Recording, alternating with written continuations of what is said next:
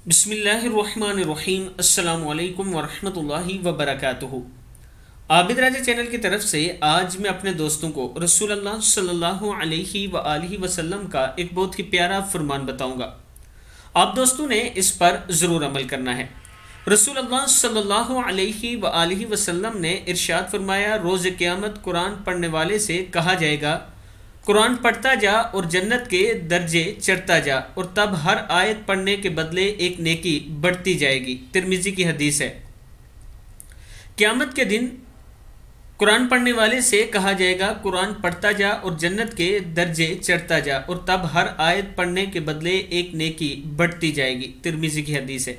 मैं अपने दोस्तों से गुजारिश करूँगा कि कुरान पाक की तिलावत किया करें और जितना मुमकिन हो सके इसकी सूरतें हिफ्ज़ कर लिया करें।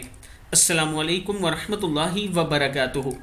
और जो दोस्त कुरान पाक पढ़ना चाहते हैं, जिन्हें पढ़ना नहीं आता, ये मेरा व्हाट्सअप नंबर है, आप मुझसे रब्ता कर सकते हैं।